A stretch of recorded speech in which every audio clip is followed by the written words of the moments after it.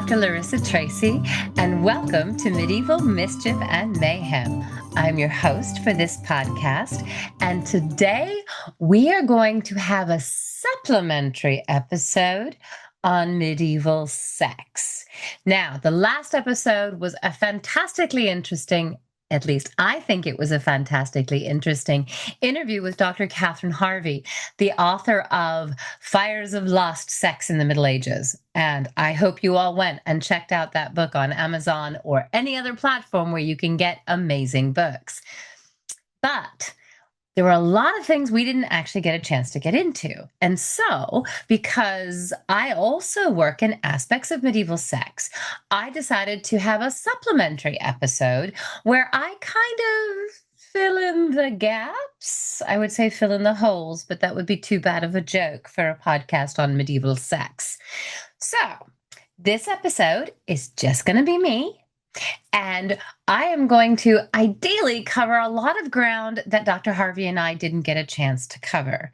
Now, before we get started, there are a couple little PSAs I'd like to give.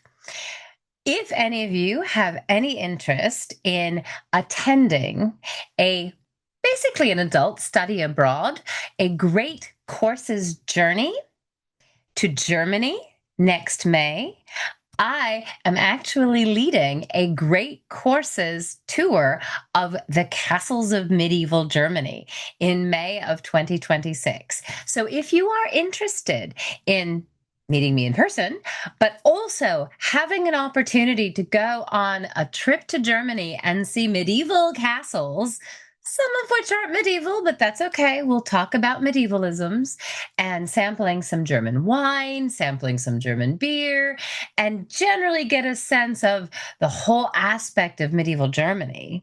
Then please check out the Great Courses Journeys and go all the way down to my tour. That is the Castles of Medieval Germany in May of 2026. And I will post the links to that on my YouTube page and on Patreon and Substack. Now, I also want to apologize for those of you who are paid subscribers to Patreon and Substack that we haven't had a lot of extra material the last couple episodes, largely because, well, I left it all in. It was really fantastically interesting stuff, and I didn't find a good place to cut and take out a chunk. But today, since it's just going to be me talking about all different aspects of medieval sex, it's entirely likely that I will be able to go over time and cut some stuff out. So, on that note, please check out the Great Courses Journeys and potentially consider going on the trip to Germany with me about medieval castles. Also, if you're in the DC, Baltimore, Annapolis area in December, I will be doing Profs and Pints lectures at Penn Social and Guilford Hall Brewery on the Green Knight and medieval Yule. But I'll talk about that more later. For today, medieval sex, part 2, the naughty bits. So, last week when I talked to Dr. Harvey, and we covered a lot of her research and how she got into the whole aspect of medieval sex. Now, my research on medieval sex comes from looking at literary sources, and I will, of course, talk about some of those literary sources today. I'm a medieval literary historian, and so I start with fiction. And then I look into the different aspects of history, law, medicine, to try and find out how much of that literature is actually real. I mean, there are an awful lot of literary sources that are just complete fiction, total fantasy. And we will have an episode that deals with different aspects of literature. So, I mean, I hope you'll be as excited to talk about things like Beowulf and talk about things like Sir Gawain and the Green Knight as I am to talk about them. Those are some of my favorite things in the world to talk about and to teach. And if you caught the episode on medieval monsters, you got a bit of taste of the Beowulf aspect as well as Sir Gawain and the Green Knight. We also talk a little bit about Sir Gawain and the Green Knight when I did the Green Man shorts. So when we talk about sex, I started by doing research on literary sources. And you might say, as a number of people do, sex in the Middle Ages? They didn't do that. Well, if you caught the last episode, then you knew absolutely they did. Everybody in the Middle Ages had sex. Please don't think that they didn't. This idea that somehow the Middle Ages was this vast wasteland of sexual prudishness is largely due to American senses of prudishness that come from the Puritan aspect that's left over in American culture. So a lot of our sensibilities about sex and discussing sex and history are shaped by the American history of Puritan settlement that started in 1620. And the Puritan idea has deeply embedded itself into a lot of aspects of American culture. But at the end of the day, even though there are a number of people who don't think we're prudish enough, or who think, oh, yes, we are absolutely prudish, we can't escape the fact that at least in America, at least in the United States, our discussions of sex are often somewhat shaped and often curtailed by that Puritan influence or by the religious ideologies of evangelical Christians, and there's nothing wrong with that. But it really does kind of put a damper on our own sense of sex and discussing sex and sexuality, frankly. I mean, I've lived in Europe. I've lived all over the world. My father was military. I spent some time in Japan when I was a kid. And the rest of the world has very different attitudes towards sex than a lot of American culture. Even in England and in other parts of the UK, you might think stiff upper lip, Downton Abbey, we're all going to be very proper and all the like. But a lot of British television has sex and has nudity that nobody cares about. In fact, there's an entire TV show that is essentially a dating show where the contestant observes people who are essentially in tubes and they get to evaluate the potential partner on their body, their naked body, on TV. That's available for everybody after 8 o'clock at night. So, talking about sex in the rest of the world often takes on a very different dimension than it does in the United States. There are many of the things I'm going to say in this podcast that, were I to say them in certain audiences, there would be gasps of horror and certain terminology and certain words. Now, full disclosure, this is stuff I teach, and there have been times in the course of my career over the last 25 years where there are things that I felt maybe I shouldn't say, but I basically decided as I moved along in my career, fuck it, I'm going to say it anyway, especially if it's relevant. So in this discussion today about sex and what it means to have sex and discuss sex in the Middle Ages, I'm going to use the correct terminology. And a lot of people's ideas of medieval sex are mostly shaped by their own modern hang-ups, inhibitions, prudishness, and popular culture, because it always comes back to popular culture. So perhaps, before I continue, I should have this disclaimer on this episode. Some material may not be suitable for all audiences. If you are easily offended, then I don't know why you're listening to my podcast to begin with. But that's okay. You can just, as Chaucer says, turn the page and move along. But I hope you don't, because this discussion is going to be kind of fun. And since it's a podcast, you can wear headphones and nobody else needs to hear you listening to the filthy things that are going to come out of my mouth. Because they are. I believe in using language deliberatively and also with intent. So when we talk about sex in the Middle Ages, we need to use the vocabulary. You have been warned. Now, when people approach sex in the Middle Ages, they're often starting from a myth, deviant or prude. Modern assumptions are based on popular culture, like Game of Thrones. And of course, if you've seen Game of Thrones, it is basically Lord of the Rings with blowjobs. and a couple more beheadings. And a little bit of flaying, but that's a different lecture. And so I hope you caught my torture lecture. And I'm sure that we will have forays into extrajudicial punishment in another episode as well. But Game of Thrones, most recently, and episodes like The Vikings or other series and movies that are medievalisms, the way that they approach sex is usually what shapes people's impressions of sex in the Middle Ages. But the reality is a much closer to our own than not.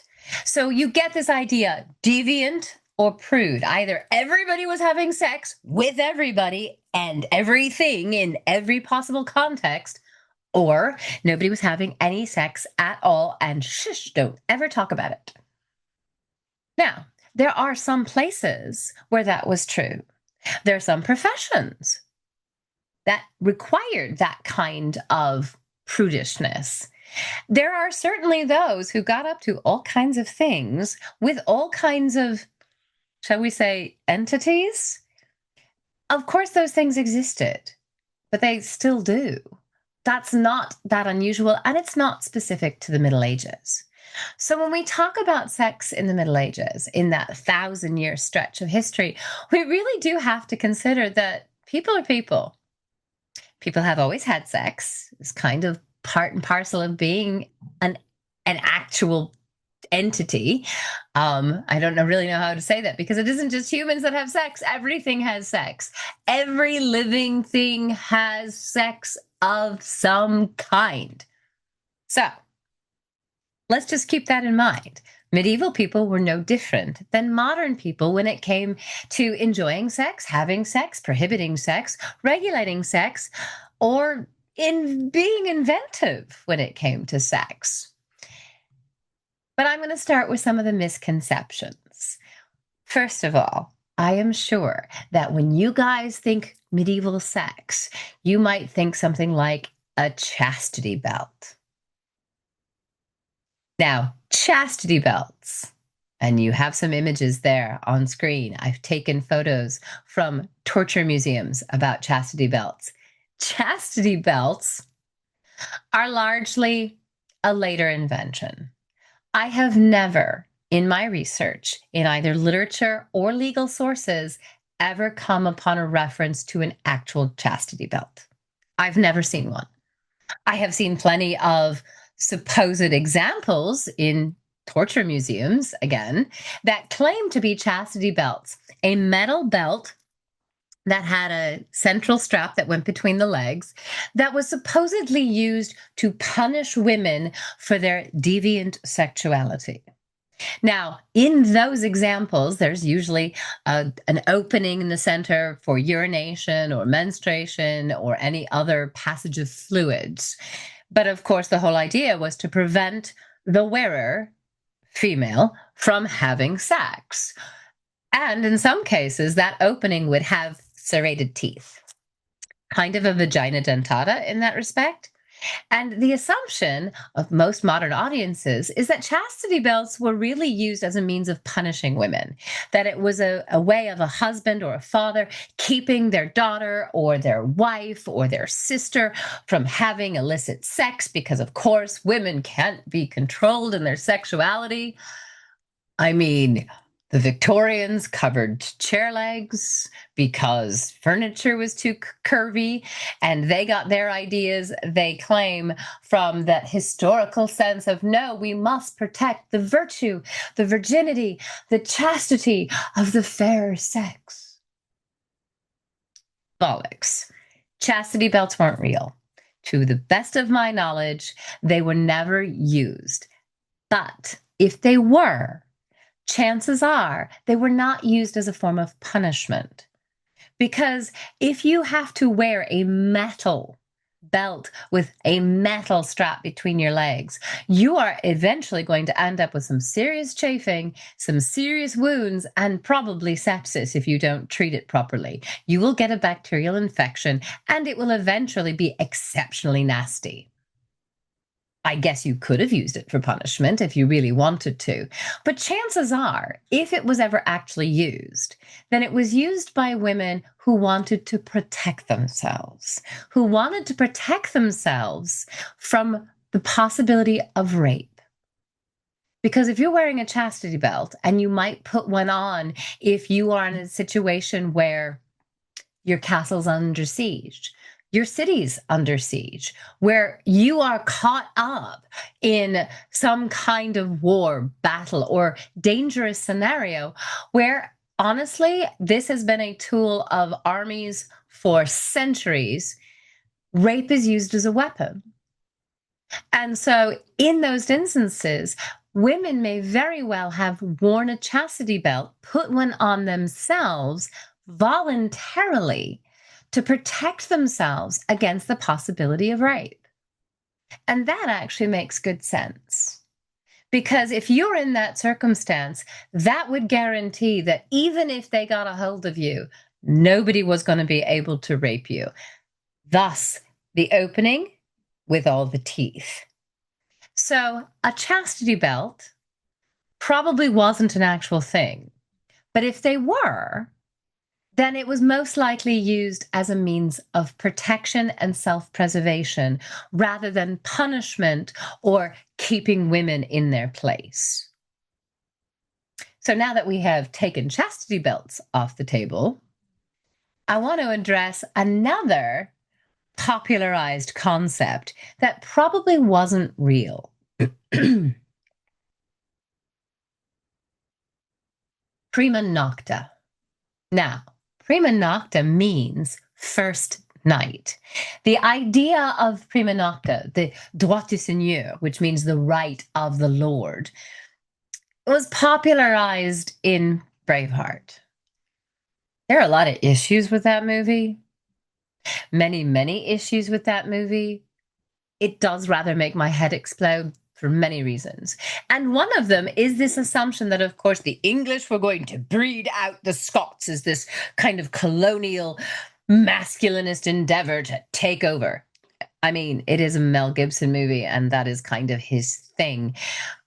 But prima nocta in that film is portrayed as the right of the Lord, in this case, an English lord, to take a woman on her wedding night first, with the idea that if the wife is a virgin and gets pregnant on her wedding night, that there's every possibility that the ensuing child would not be her husband's. And in the case of the film, the idea is, we'll breed them out, says the really rather nasty piece of work, Edward Longshanks. Okay, in fairness, Edward I was pretty much a nasty piece of work to the Scottish, to the Irish, and the Welsh, though he was a pretty good king for the English. But of course, that was his primary interest and his primary goal. In the movie, he says, we'll breed them out.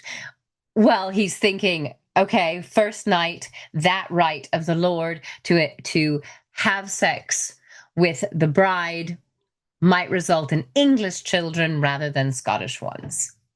But again, there's almost no evidence that it ever happened. That is one of those things that, legally speaking, we have no evidence for. It doesn't mean it didn't happen. Like many things in the Middle Ages, the absence of evidence is not evidence, but there's no real reference to it. There are a couple of literary references here and there to something that might equate to the droit du seigneur, but it's entirely likely that that's really actually a later assumption, probably by the Victorians, maybe the early modern period, and imposed back on the Middle Ages. So prima nocta, this idea that the Lord could take any woman he wanted,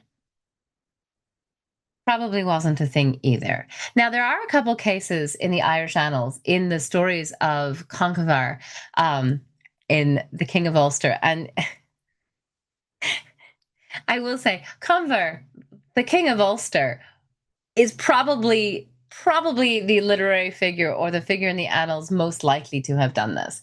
There are a few references in the Táin that suggest that Conchobar did do this, that he as king exercised his droit de seigneur. That's a possibility. Whether that's a real thing or whether it's a literary invention isn't entirely clear.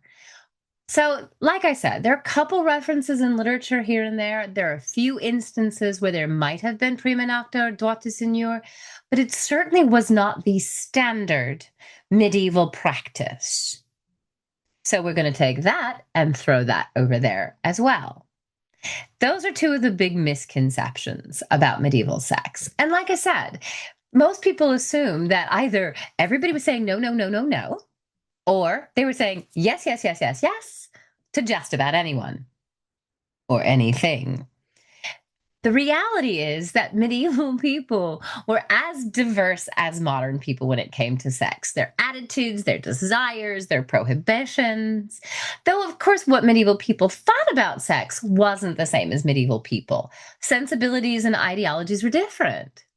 Some modern taboos were perfectly acceptable to medieval people, like kissing on the lips. Okay, a lot of modern audiences absolutely lose their shit when there are references to men kissing other men on the lips. Now, in some cases, those may very well be examples of homoerotic desire. It's entirely possible. But for the most part, they're not. For the most part, kissing on the lips is a sign of sealing an agreement. And it was used as a diplomatic gesture all throughout medieval Europe, though the French were particularly known for that.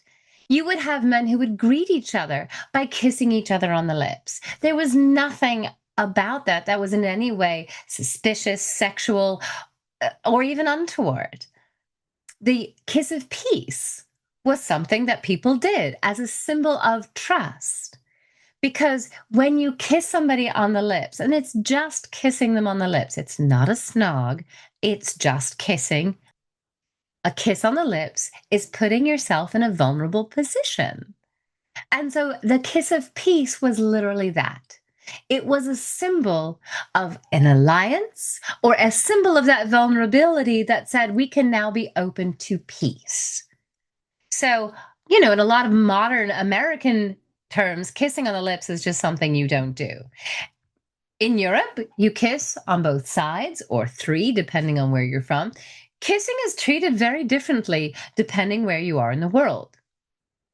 Now, of course, in Japan, you bow. You don't even shake hands because, of course, that kind of intimate contact is something that is taboo in Japanese society. But kissing on the lips in medieval Europe was a common political gesture and a tacit acknowledgement that this person was an ally. But of course, you're not going to necessarily see that in modern politics, particularly not American politics. Now, of course, a lot of our impressions of sex in the Middle Ages and sex among medieval people is defined by the church. And keep in mind, as Dr. Harvey and I discussed, the church had some pretty, shall we say, fluid ideas when it came to sex and constantly went back and forth in terms of trying to regulate sex for its parishioners, but also sex for its clergy. And that all kind of depends on when we're talking about and where.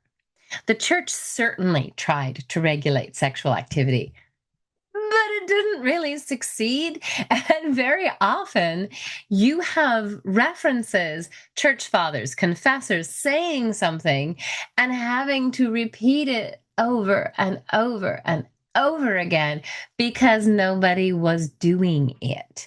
They were not listening and they just ignored the church saying, no, no, no, no, no. They'd go, yes, yes, yes, yes, yes, and do it anyway. So the church had to repeat itself.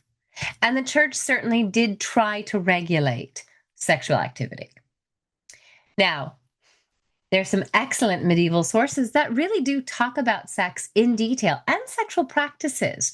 One of the medieval sources is Constantine the African in his De Coitu, which is Latin for sex, basically, coitus. It's a Latin translation of Ibn al-Jazir's Arabic tract on human fertility and sexual intercourse.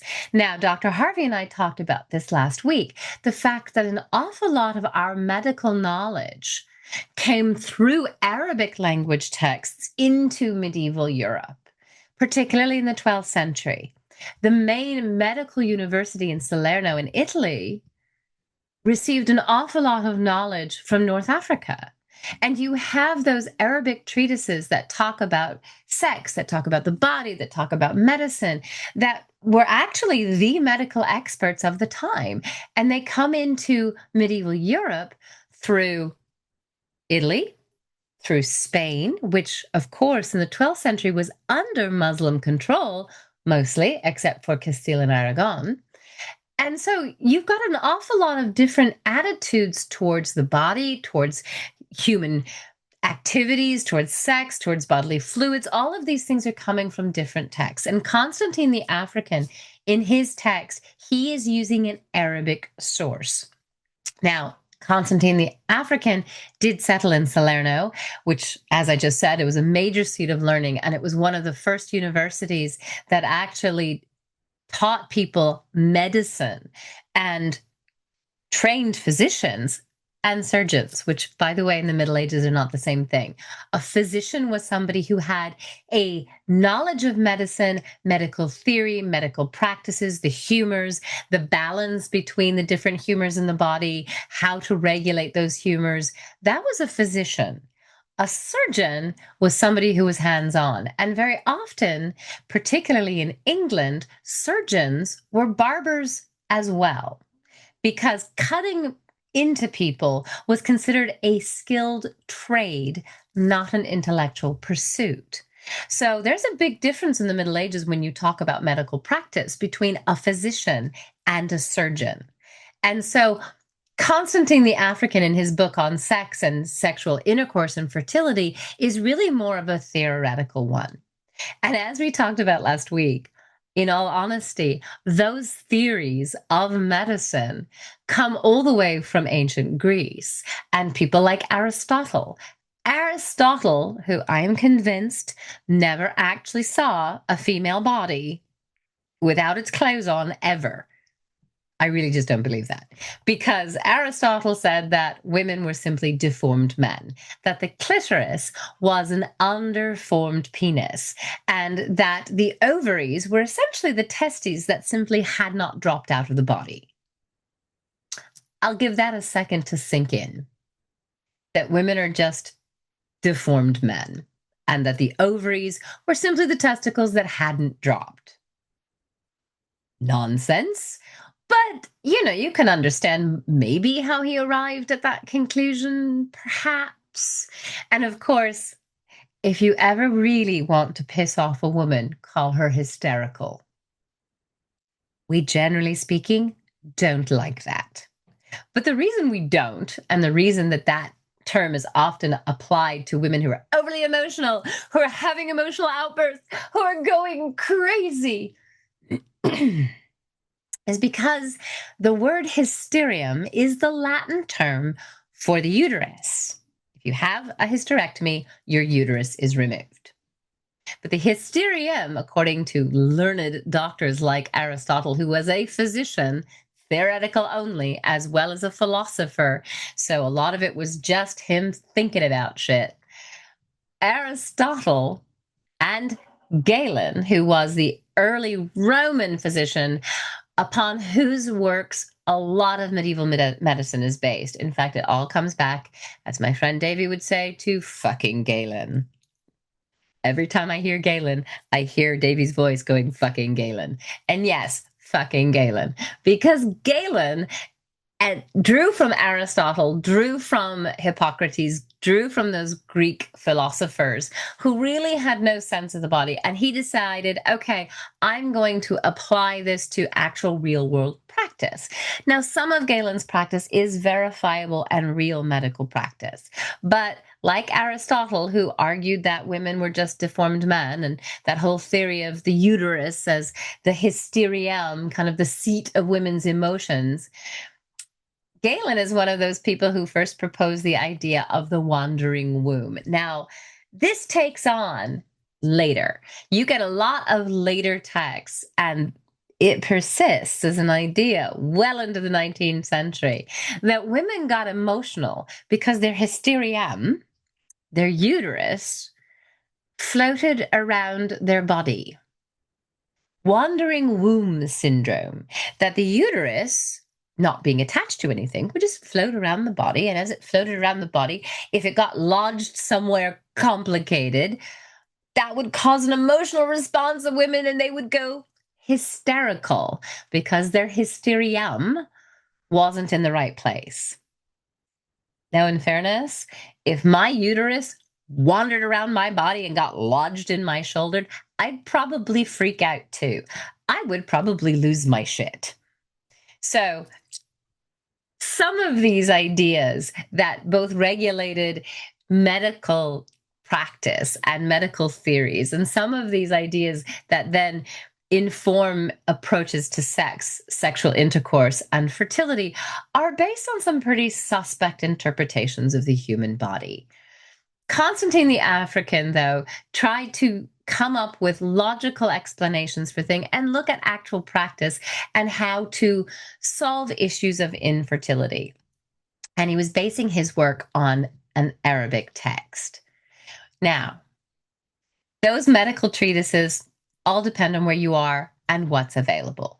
Galen really is one of the first big names in Latin to write his text. Then you have Constantine the African. You have other authors drawing from those Arabic texts, the Arabic authors like Avicenna and Averroes. Those are the, shall we say, Christianized version of the Muslim names. And I will have an episode on medicine where I talk about those in more detail. But when it came to sex, a lot of it was about fertility. And some of it was about how to make sure that sex was a pleasurable experience. And there are a lot of things, of course, in medieval literature and art that may seem sexual, but really are not. And I'll put up an image, and the image I put up is one that looks like a bunch of these zircon, potentially.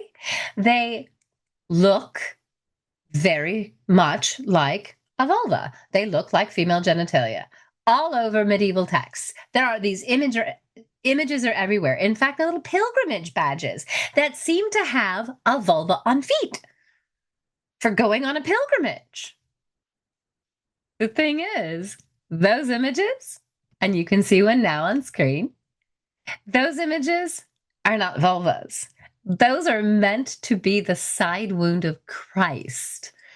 Every single one of those images that is up there is actually a reference to the wound that Christ received with the spear.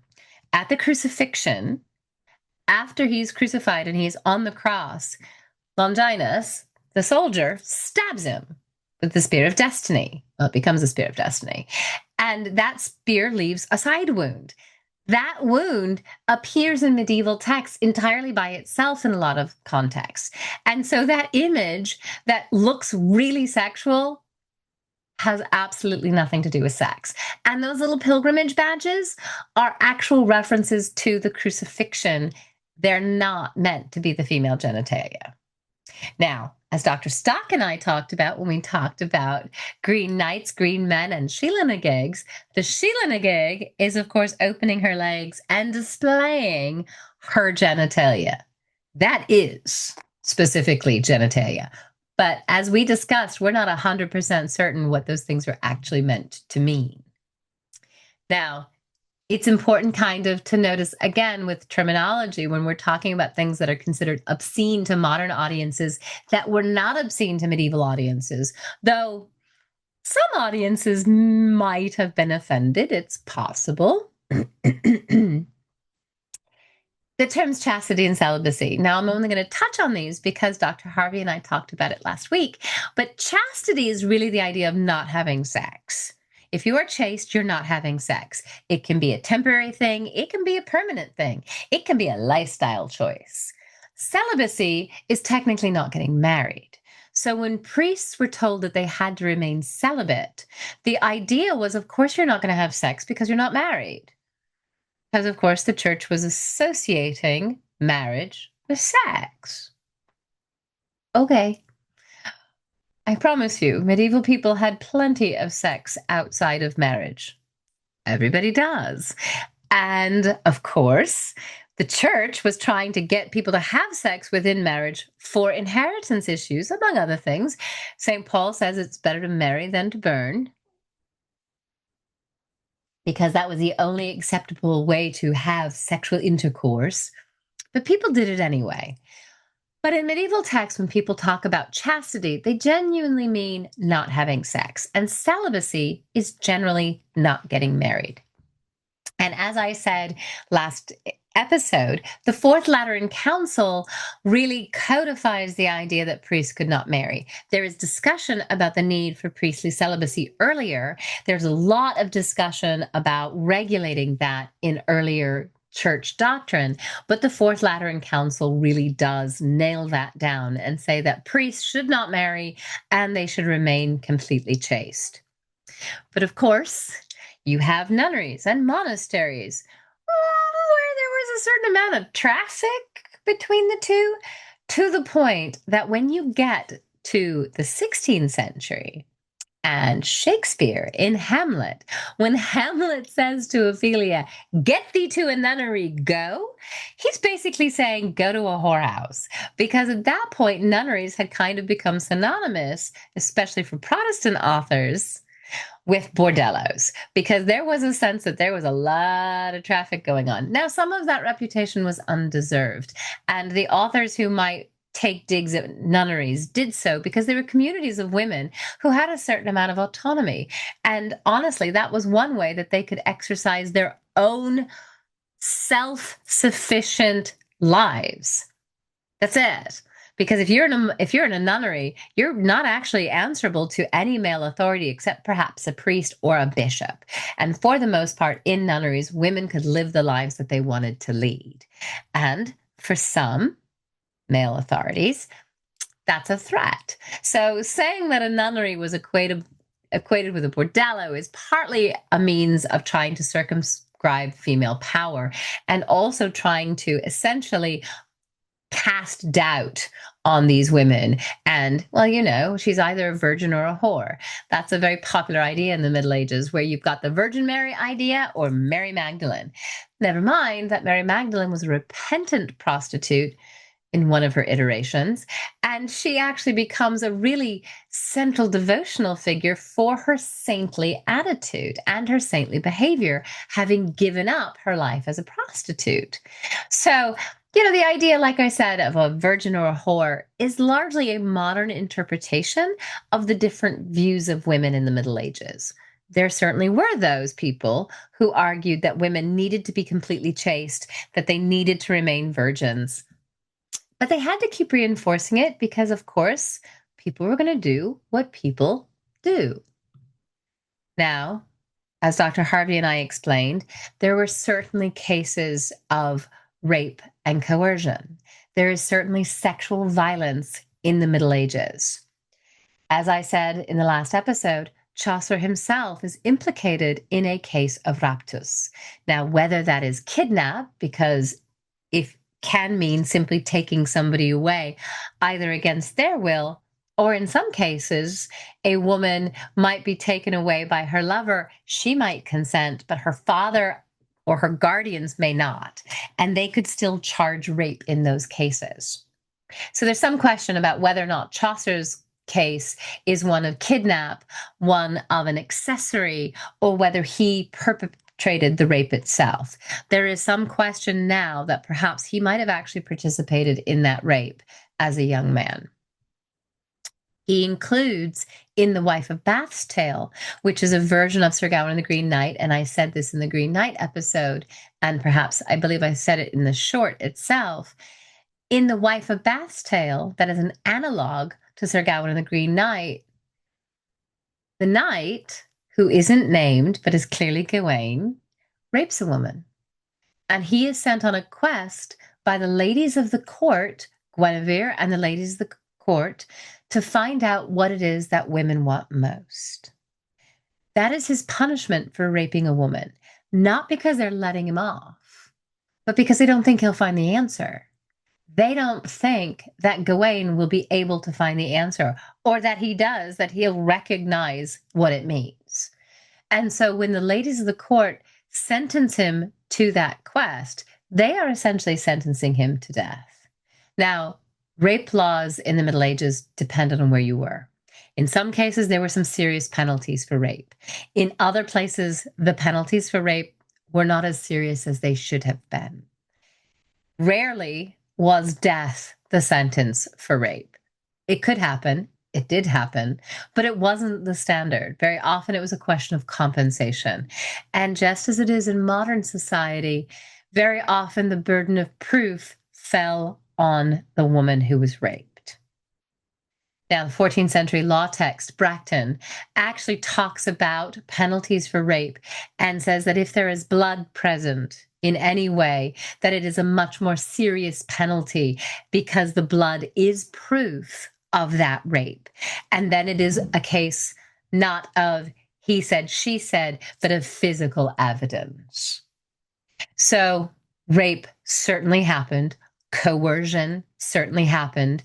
And in some circumstances, because women didn't have the same legal standing as men in certain medieval societies, they were expected to engage in sexual behavior or sexual activity, and they really couldn't consent. The idea of marital rape, Dr. Harvey and I talked about this. In most places in the Middle Ages, a wife was expected to have sex with her husband. So they didn't really acknowledge that a woman could be forced to have sex with her husband. It was a given. And so for the most part, in relationships within marriage, a husband could do whatever he wanted to his wife, except, of course, kill her. There are very few instances in the Middle Ages where a husband has impunity to punish his wife so severely that he kills her. And of course, this comes up in issues of adultery. Now, again, back to Game of Thrones. If you saw the end of season 5, where Cersei is forced to walk through King's Landing naked, barefoot, people throwing shit at her, throwing stones at her, throwing all kinds of stuff at her. And she's expected to just take it. And there's a woman behind her with a bell going, shame, shame. That is a historical punishment for adultery. Now, in French texts like the Costume d'Agen, 13th century French text, customary laws, the punishment for adultery was binding the two lovers back to back and parading them through town naked, people throwing stuff at them, and basically saying shame. But of course, in order to do that, you had to catch them at it. In flagrante delicto. If a husband wanted to prove his wife was committing adultery, he had to catch her at it, but he had to have 2 judges with him at the time. It wasn't enough if he did it on his own. He had to have judges with him. They had to catch the couple in flagrante delicto. And if the man was able to escape, he was usually let off the hook. Seems a little unfair.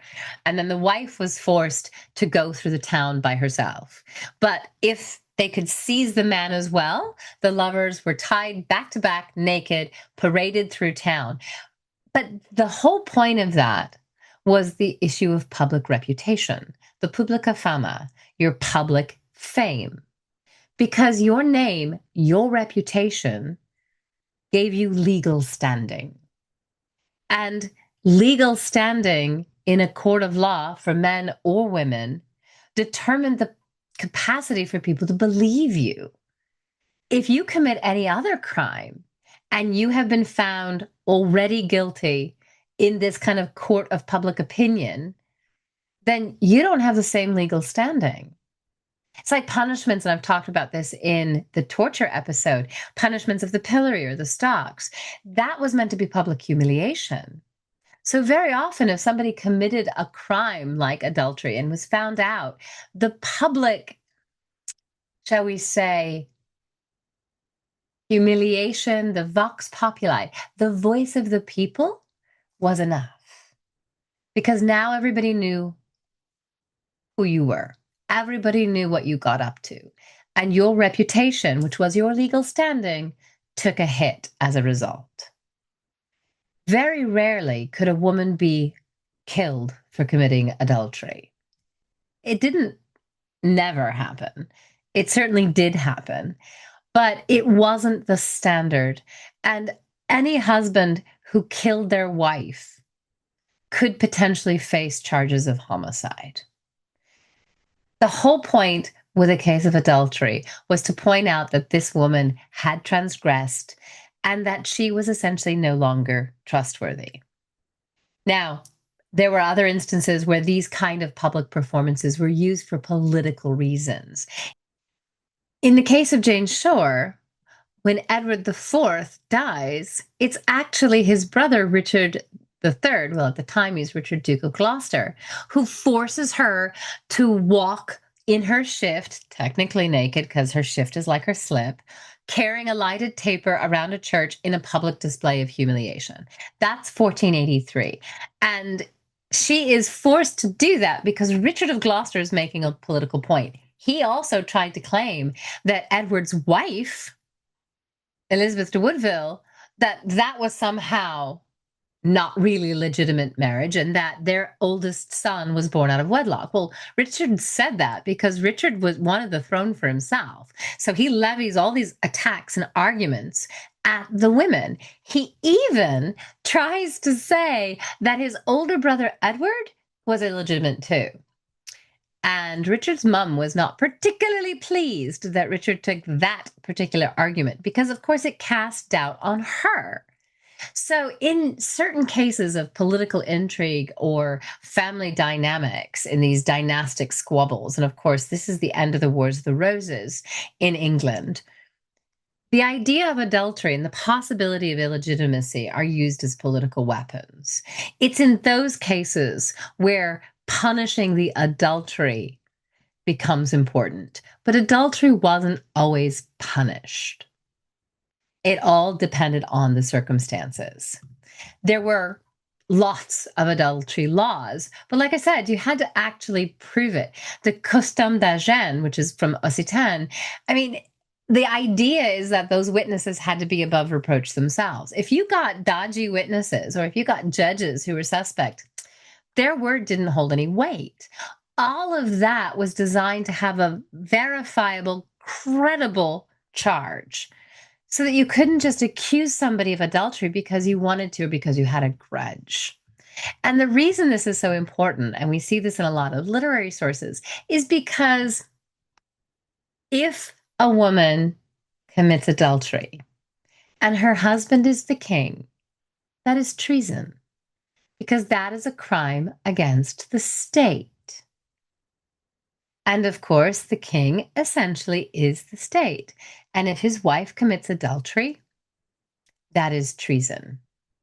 Now, you see a lot of that and issues of treason and adultery and fidelity in literary sources. Marie de France's 12th century Breton Les Lanval has a certain amount of that, where Guinevere throws herself at Lanval.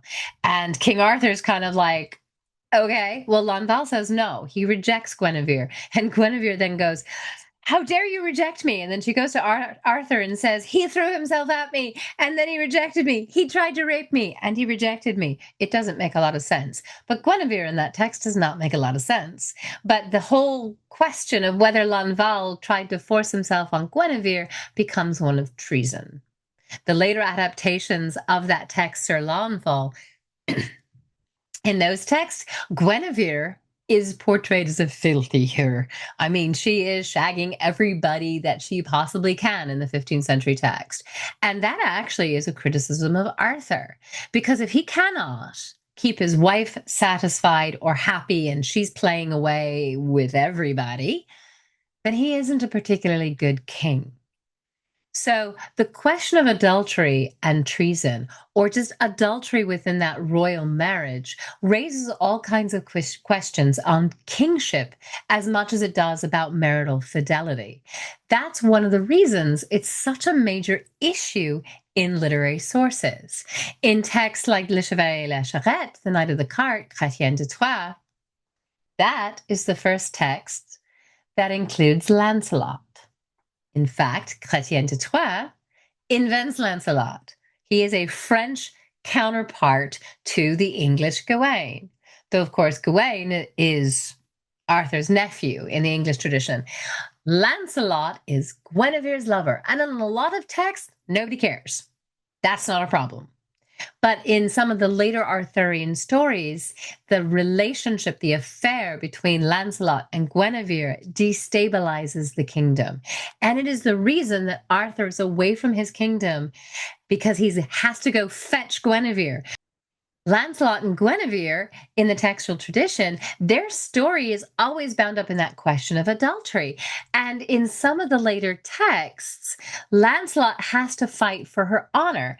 And of course, in a trial by combat, the idea is that, well, if you're innocent, of course, you're going to win. But when it comes to Lancelot, it's really more of a question about who's a better knight, because Lancelot wins despite the fact that, yes, of course, he and Guinevere have had sex. And depending on the version of the Arthurian text, the authors are pretty explicit. By the time you get to Malory's Morte d'Arthur, 1471, Malory says, well, as the French book says, we don't really know. Love back then is not like love is nowadays.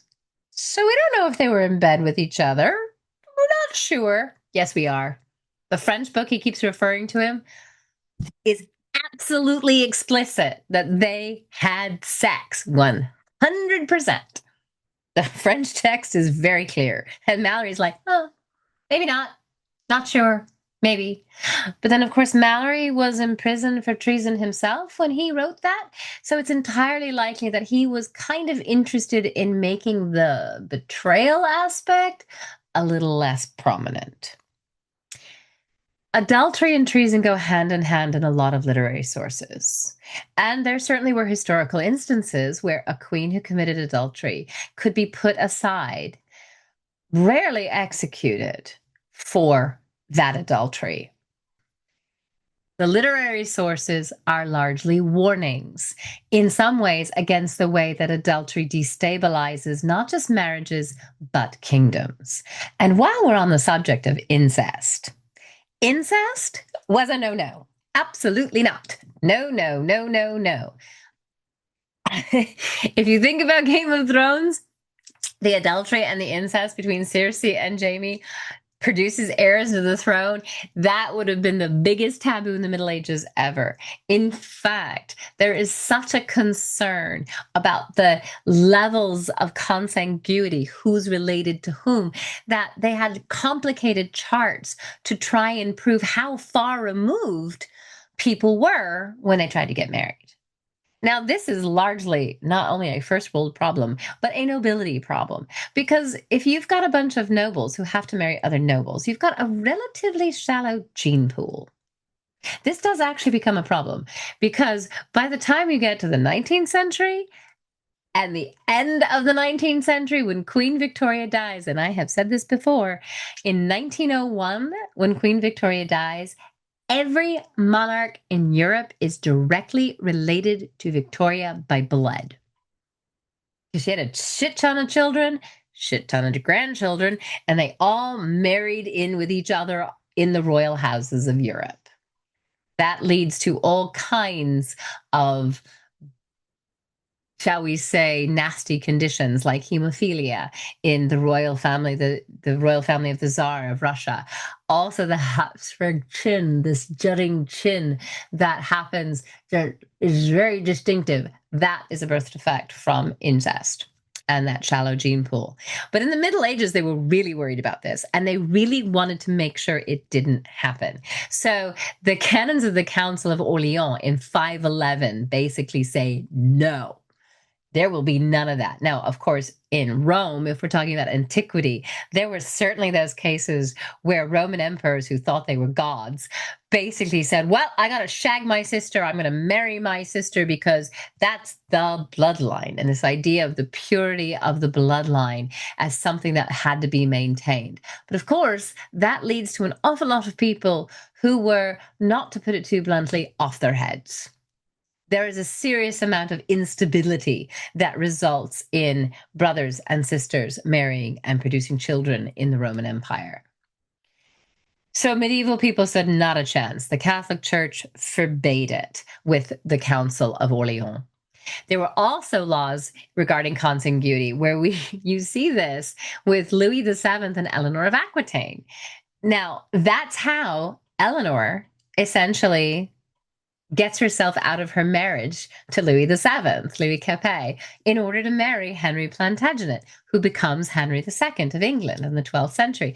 She says, nope, Louis and I should never have been married. We are too closely related. Probably weren't, but it didn't matter. And it worked. The Pope at first tries to foster reconciliation, locks them into a room together, more or less, for a bit. And they hate each other at this point. And so the Pope is like, okay, all right, you're done. Your marriage never happened. But of course, that renders their two children, who are female, it renders them illegitimate because that marriage is annulled. And again, incest had to be codified again in the Fourth Lateran Council in 1215, and they had to keep bringing it up. And of course, there are lots of laws regarding incest. The canons of the Burgundian Council of Apollon, led by Avidius of Vienne in 517, issued canons that explicitly forbade marriage to a brother's widow, a deceased wife's sister, a mother-in-law, cousin, child of a cousin, an uncle's widow, both paternal and maternal, and stepdaughters. Even those stepdaughters, there's no bloodline. They're like, let's just not even go there. So medieval people were really absolutely adamant that there be no incest, no hint of incest, no whiff of incest. That was also, however, largely directed at the nobility, because it wasn't going to happen as much around the lower classes. Even though modern people have this sense that medieval communities were fairly small, fairly tightly contained, they went outside their gene pools to marry. They didn't want the effect of incest, and they recognized the potential for that effect. And so medieval people were very concerned with making sure that there was no sense of incest. There are other sexual practices, however, that also become taboo. Bestiality. Now, bestiality, sex with animals, is something that was taboo, and it had to be regulated because, of course, people were doing it. But now in the 12th century, one of the concerns, and I believe I talked about this with this Claveray in the 12th century, we've talked about werewolves. That comes up all over the place with werewolf narratives, is that if you find out your husband's a werewolf, you are having sex with an animal. That is not allowed. Period. But there were certainly other instances of it too. And there were several laws that talk about the penalty for bestiality, and they were predominantly aimed at men, though, of course, there are Greek and Roman stories of women who have sex with animals, generally speaking, because the gods have cursed them. Sounds a little unfair to punish them for that, but that is what happens. But there are lots of medieval texts like Bisclaveret that talk about shapeshifters or entities that turn into animals of some kind, and the question of what happens when they have sex. Loki, and I've mentioned this before, in the Gylfaginning, Loki transforms into a female horse, has sex with a male horse, and gets pregnant, and produces Sleipnir, the eight-legged horse that becomes Odin's favorite. Okay, that's a Norse text, and Loki's a god, so that's acceptable. That's fine, and it's funny, and I don't think we're meant to take that seriously. Like I said, the werewolf narratives, all of those supernatural stories, Gerald of Wales, Bisclaveret, the History and Topography of Ireland, which is Gerald of Wales, talks about people who actually are wolves under their wolf skin. And there is a very nice werewolf segment for paid subscribers on Patreon and Substack.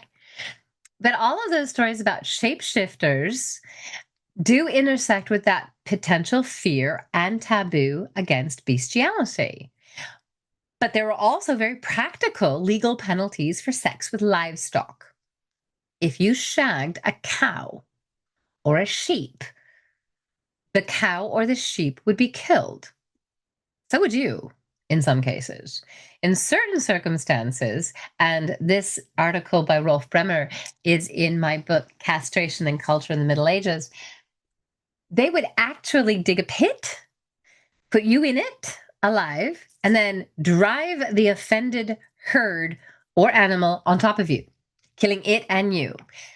Now, of course, if you think about that economy, you have just cost the owner of the animal a very, very valuable animal. Bestiality was taken very seriously because if you violated that animal, not the animal's fault, but it had severe social and economic effects. So bestiality, again, was something that was generally taboo. Doesn't mean it didn't happen, because of course it did. There wouldn't have to be laws regulating it if people didn't do it. And people still do it. Let's just be honest. Of course, it still happens. But in the Middle Ages, there was a concern. And there was also the concern of the possibility of hybrid offspring if a woman had sex with an animal of any kind. That is what happens in Bisclaveret and in some of the other werewolf texts, the possibility of that hybrid breeding. So bestiality is taboo in the Middle Ages. And I mean, when we talk about sex and the procreation aspect, one of the things that comes up, and I said with Dr. Harvey, and I know I've said it before, especially in discussions of sexuality, is the idea of sodomy. Now, sodomy simply meant non-procreative sex. If you were married and you committed adultery, that's sex outside of marriage. If you were not married and you had sex, generally that was fornication. But the kind of sex is what determined whether or not it was sodomy. Sex of any kind that did not produce offspring was sodomy. Sodomy was not exclusively same-sex intercourse. Sodomy could be manual sex, oral sex, anal sex, any kind of sex that didn't produce a child. So when you get allegations of sodomy, it's not always same-sex sex they're talking about. Now, that was also in some cases taboo. When Dante has his sodomites in hell, he means same-sex, male same-sex sexual partners. But sodomy also refers to a whole bunch of other things, and women could commit sodomy with a man. Technically speaking, women could commit sodomy with another woman. Dr. Harvey, in her book, talks about women who used apparatuses. They used strap-ons, essentially, to have sex with a woman as a man. That's how they put it, as a man. So there were sex toys, there were strap-ons, there were all kinds of implements. That kind of sex was considered sodomy. And medieval people did it. Medieval people had orgies. There are images, and there's an image up of Hieronymus Bosch's. It's one of his Gardens of Pleasure scenes. It is a scene of an orgy. There are lots of medieval images of orgies, of people in bathhouses having sex. And of course, to a certain extent, that is largely taboo. Most of those instances are meant to, in some way, condemn that kind of sexual license. But it was largely because, well, somebody was doing it. There were certainly people who had non-traditional relationships. We've talked about sexuality quite a lot in some of the other episodes with some of my guests. Same-sex desire, homoerotic or homosexual desire, certainly did exist, even if the terminology did not. And it was a concern for medieval audiences who were constantly bombarded with the church's message that non-procreative sex in any form should be avoided, but especially with somebody of the same sex. But that doesn't mean it happened, and it doesn't mean that it was universally condemned. As we've discussed in several of the episodes, people who experience same-sex desire always existed. Trans people always existed. There have always been people who experienced same-sex desire, same-sex love, and were in same-sex relationships. And there have always been trans people. How the church decided to regulate against it or regulate it at all depends. Generally speaking, sodomy, any kind of action that was non-procreative, was a problem because they wanted you to go forth and multiply and have children. There's an image in Lincoln Cathedral of the sodomites at hell, and some have tried to argue that those are two men, but it might not be. In fact, the image, and I'll put it up here, that image could very easily be a woman and a man who had sex, but either weren't married or who had sex that wasn't designed to produce children. So sodomy becomes kind of this catch-all term, and it has, in modern parlance, come to mean same-sex intercourse generally with men, but that's not how medieval people understood it. Now, we've talked about sex and gender identity and cross-dressing and transgender identity. And in my episode with Dr. Bychowski, we talked about that. In my episode with Dr. Newman Still, we talked about that. But there really was this sense that gender was far more fluid than modern people think of the Middle Ages. The most important thing to realize, though, is that all of these possibilities existed in the Middle Ages. They are not modern concepts. They are not even necessarily taboo in the Middle Ages.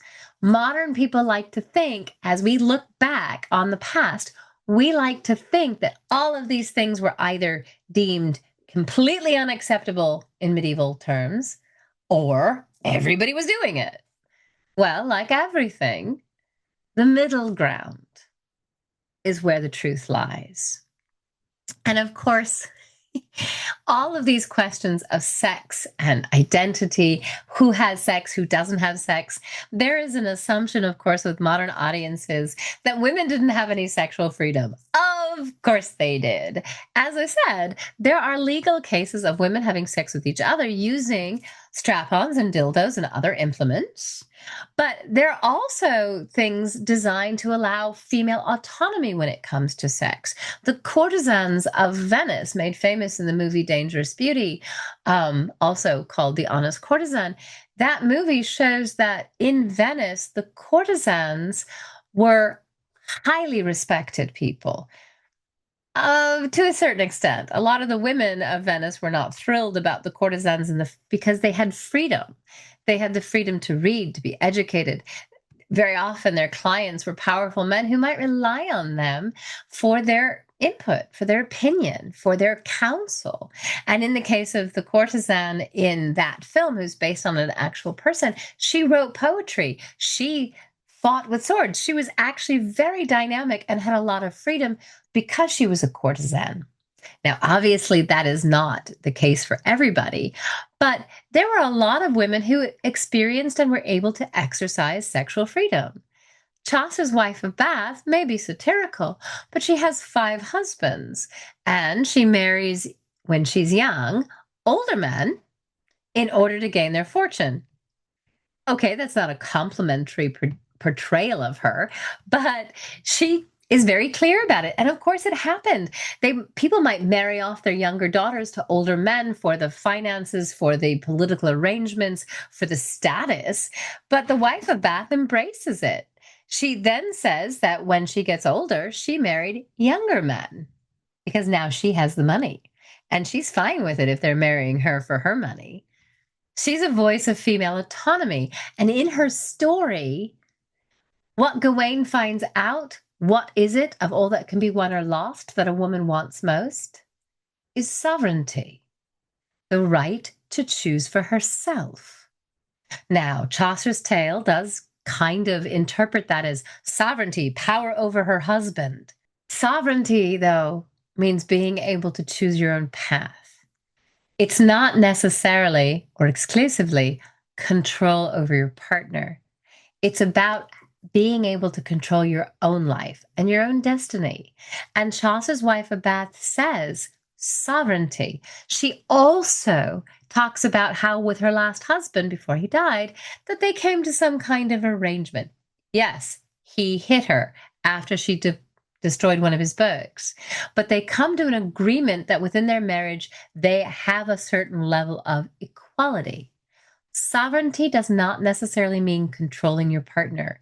It means controlling yourself so that you are now equal partners in that marriage. And there are all kinds of cases in the Middle Ages of partnerships between a husband and a wife that had equal footing. Perhaps not 50-50 equality, but sure, we don't have an awful lot of that now. I mean, just look at all your rom-coms and all of your stories of romances and the expectations of, oh, don't even start me on that. But this idea of women being subordinate always in everything, of not having any power, not having any control, is our problem, not theirs. When I teach Beowulf and I talk about the women in Beowulf, so many of my students assume that the women in Beowulf are simply meat wenches. They're just serving the hall because they misinterpret the presence of Wealhtheow. And I keep promising that episode on Beowulf, and I promise I will have it. But that's our modern misogyny imposed on medieval texts.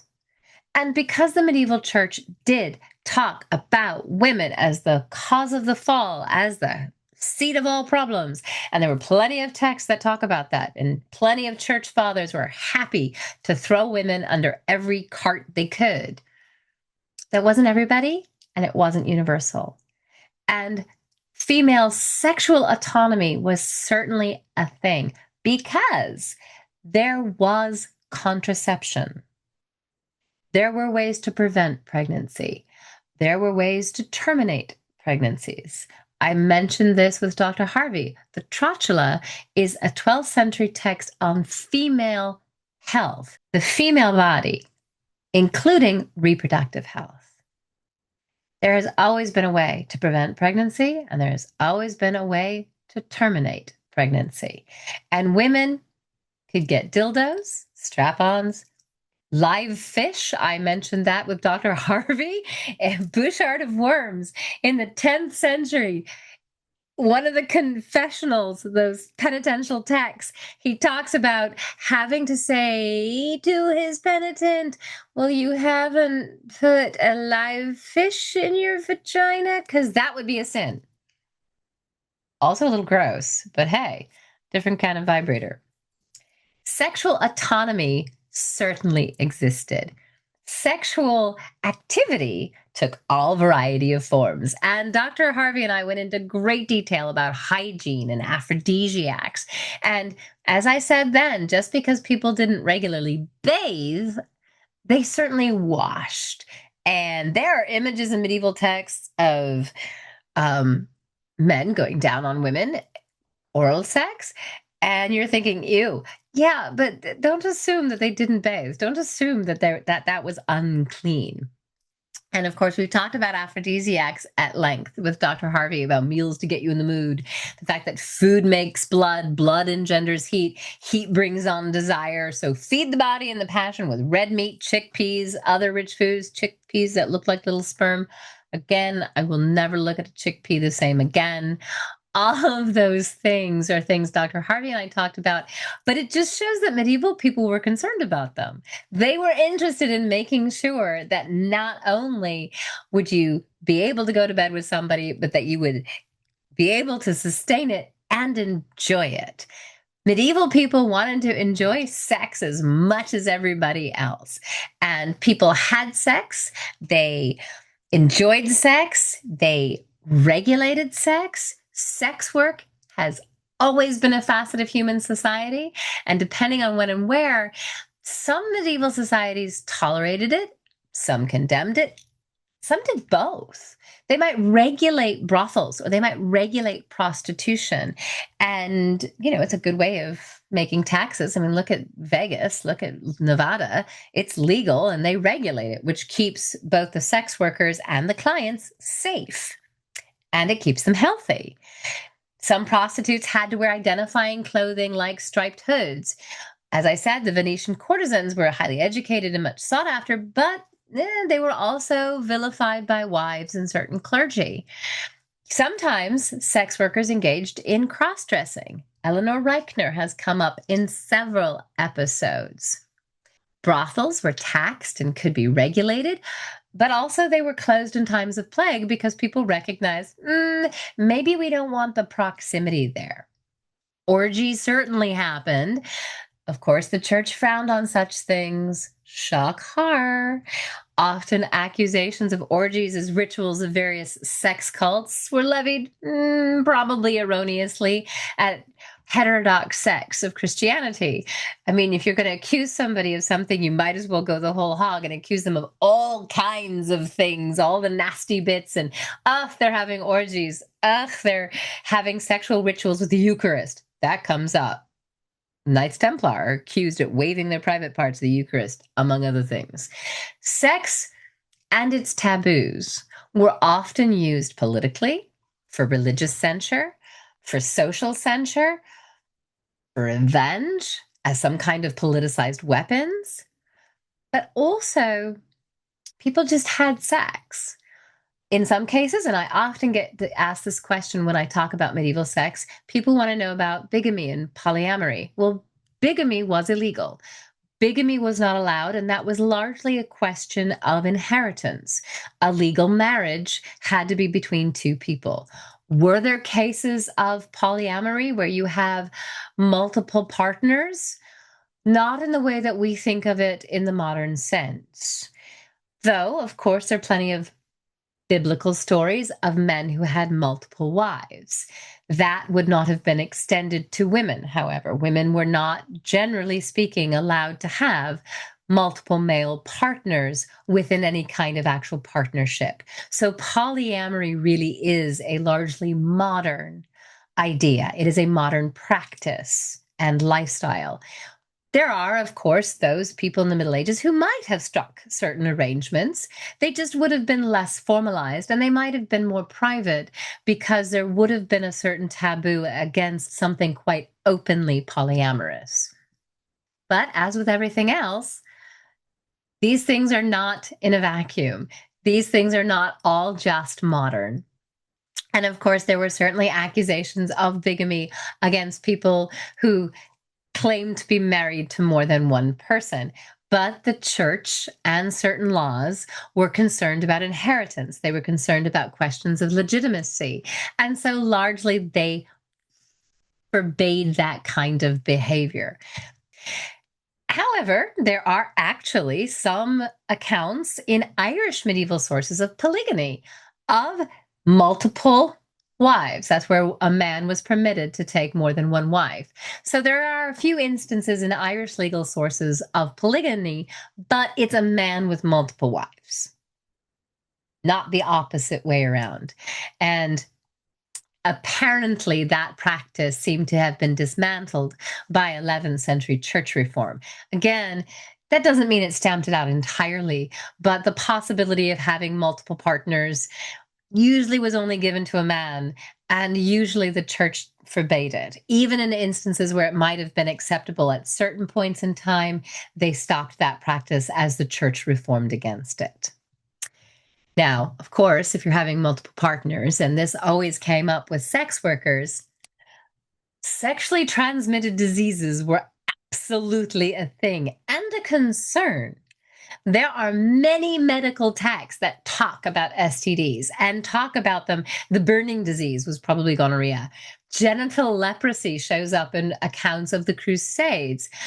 So possibly a form of syphilis. And yes, that is pre-Columbus, which is 1492. The assumption put forward recently that the strain of syphilis was something that came to Europe from the Americas after Columbus isn't entirely accurate because, as I said, there are some accounts that date from the 12th century with the Crusades of genital leprosy, which presents an awful lot like syphilis. And there are a lot of other cases that very much could have been syphilis. So the history of syphilis is not simply one of post-Columbus, post-colonial domination. And there are all kinds of other STDs that show up in the medical records. And one of the treatments for genital leprosy is an ointment of mercury. I'm not sure I would recommend that. It might have been effective. It might have simply killed you. That's possible. Arsenic was used for a lot of things, and in tiny doses, arsenic's not so bad, but it will also likely kill you. Now, of course, some STDs, if somebody caught a sexually transmitted disease, getting it treated could be kind of hit or miss because STDs were often seen as a moral indictment of somebody who was too sexually active. And of course, the term venereal, if you have a venereal disease, that is tied to the sin of lust or the sin of Venus, because venerea, venereal, comes from Venus. But of course, venery is another word for hunting, which is why you also get those sexual euphemisms. And this happens in Chaucer, where you have somebody who's fond of hunting, he's fond of the venerea. That's the monk in the general prologue, who is literally described as a penis. In the general prologue, he has a bald head that shines like it's anointed, and his eyes are rolling in like a furnace. He's full fat and to a point. And as my professor at Florida State, Dr. Gene Crook, who was a brilliant Chaucerian, as he used to say in class, he's a penis, he's a penis, he's a penis. That will stick with you. But he is literally a walking penis. And he has many a horse in his stable, wink, wink, nudge, nudge. And he is fond of hunting and of venerea. Venerea means hunting, but it also means hunting, wink, wink, nudge, nudge. And, it says that he is fond of hunting of the hare. Well, hare, coney, is another word for quent and for cunt. And so the hare, rabbit, is a euphemism for the female genitalia. And so Chaucer's monk is absolutely hunting women, and he's very fond of it, which is a very un-monk-like thing to do. If he'd caught an STD, it would have been a mark of his sexual lasciviousness. It was linked to moral judgments and sometimes prostitution. Also, it's a way of spreading the plague because the bubonic plague is a blood-borne infection. And so sex could sometimes spread the plague. And so if you broke out in the plague, especially if you were a prostitute, that's why the brothels had to be closed. I mean, it just makes sense in any kind of pandemic. Let's not have a lot of people swapping fluids. But the STDs were often associated with that sense of moral judgment. Now, of course, there were ways to protect yourself. John of Gadsden included the following advice in his Rosa Anglia, circa about 1314. If you wish to preserve your organ from harm, should you suspect your partner of being corrupted, purify yourself as soon as you have withdrawn with cold water, which you have mixed with vinegar or urine. That argument and that advice is basically, if you think that you had sex with somebody who has an STD, wash your willy with vinegar or your own urine. Not sure that would help, but it might serve a certain antibacterial property because of the ammonia in your urine. Okay, I'm not recommending that, by the way. Please don't do that. I just really am not recommending that. I just feel I had to say that. So all of these things, STDs, the common ailments, all the things we think of now certainly existed in the Middle Ages. Gonorrhea, chlamydia, genital leprosy, syphilis. All of those things existed, and probably a few others that were never readily identified. I mean, the Trotula does note that there are men who, quote, suffer swelling of the virile member, having there and under the prepuce many holes, and they suffer lesions. Okay, such a man should use a poultice to reduce the swelling, then, quote, we wash the ulcerous or wounded neck of the prepuce with warm water and sprinkle on it powder of Greek pitch and dry rot of wood or of worms and rose and the root of mullein and bilberry. Not sure it worked, but the Trotula has all kinds of recipes for how to treat penile lesions. Ow, that just sounds painful. John of Ardenne in the 14th century the Liber Medicarium, noted for his treatments of a fistula in ano, that is an anal fistula. And I have seen some of these medical manuscripts, let me tell you, anal fistula often would actually happen for somebody who sits on a horse for too long, because of course you're sitting astride on a leather saddle, and the constant chafing and movement, depending on what you're wearing, could cause a fistula, a hole, to open up between the urethra and the rectum, or sometimes in other parts near the rectum, and you'd end up with these holes. And the surgical texts describe how to sew that up and how to treat it. That was a big problem. In fact, Henry V, who supposedly, may have died of dysentery, may have also died of a septic case of hemorrhoids because of sitting on a horse for too long. Of course, legend has it that he destroyed the shrine of St. Fiacla in Brittany, a Breton saint, who was the patron saint of hemorrhoids. And he destroyed that shrine and was struck down with a septic case of hemorrhoids that killed him in 1422. That's the story. And it's possible. It's entirely possible. There were all kinds of things that could cause those kind of lesions or anal fistula that had nothing to do with sex, but some of the treatments are associated with actual STDs. John of Ardenne's treatments were not just for the anal fistula. They were also sometimes treatments for various genital ailments. And some of these are just too good not to quote. Quote, the man's yard began to swell after coit, i.e. coitus, due to the falling of his own sperm, whereof he suffered great grievousness of burning and aching, as men do when they are so hurt. I'd say so. Ow. Ardenne treated him, this particular patient, by cutting away the dead flesh with a razor, then applying quicklime. This seems to have resulted in a cure. Again, don't try this at home. Now, if you want more information on this, I will put up some of the articles, many of which are by Eleanor Jenga and Katherine Harvey. The source for that little tidbit, of course, is Katherine Harvey's article, The Pustulant Penis, Searching for STDs in the Centuries Before Syphilis.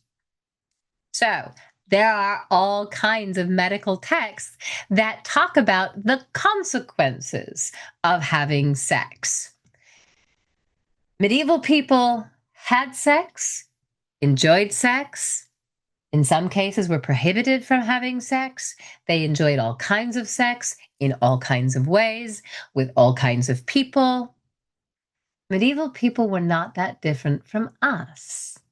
And the stories like the Old French Fabliaux, as I said, the Fabliaux are full of stories of people just shagging. In some cases, the consequence is funny. In some cases, it's physical harm. In some cases, it's just discovery. I mean, who doesn't like a good, dirty joke?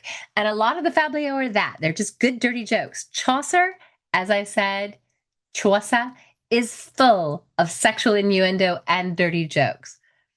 There are Old English riddles that are very suggestive. And I'm going to have an episode with Dr. Ophelia Hostetter, and she and I are going to talk about the sexual innuendo in Old English text, Old English riddles. And so these things are not new. These things have been around forever, and they certainly predate the Middle Ages. But the modern assumption that somehow medieval people didn't have sex, wouldn't have sex, were prohibited from having sex, that it was all taboo, taboo, taboo, taboo, is inaccurate. Like many things, modern society needs to look at the Middle Ages without our own prejudices, without our own misogyny, without our own racism, without our own homophobia, without our own transphobia. Modern society, particularly in America right now, has injected into the social discourse an awful lot of prejudice and hatred, a lot of unnecessary hatred against people of a variety of different sexual identities, and sexual practices. At the end of the day, why do you care who people have sex with, as long as their partners are adults and consent? Pedophilia, also not acceptable in the Middle Ages, and absolutely not acceptable now. And of course, people in power who get away with all kinds of rape, coercion, and pedophilia, in the Middle Ages, they would have been prosecuted for that. And they should be prosecuted for it now. Modern society could learn an awful lot from the Middle Ages and learn an awful lot for how medieval people thought about sex. They weren't that different from us. And the church tried to regulate it because, of course, somebody's going to at some point in time. But they didn't completely succeed. And one of the things that we share with medieval people is we all like sex. Well, or most of us. And the people who didn't, fine. That's okay. The church had a place for you. Called a nunnery or a monastery. But remember, there are an awful lot of stories of monasteries and nunneries full of monks and nuns who are getting up to various things, who are fond of veneria, like in Chaucer.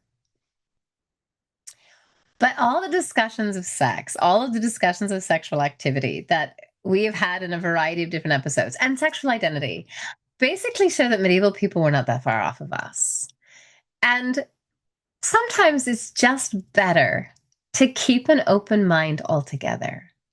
And as long as nobody is hurt by the sex that people are having, as long as everybody's consenting and adults,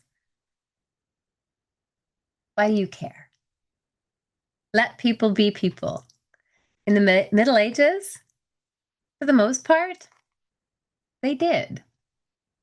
Medieval people liked sex, had sex, thought a variety of ways about sex, but that certainly didn't stop them. And modern society needs to learn some tolerance itself. And we could learn that from a lot of our medieval sources. I'm Dr. Larissa Tracy, and this is Medieval, Mischief, and Mayhem.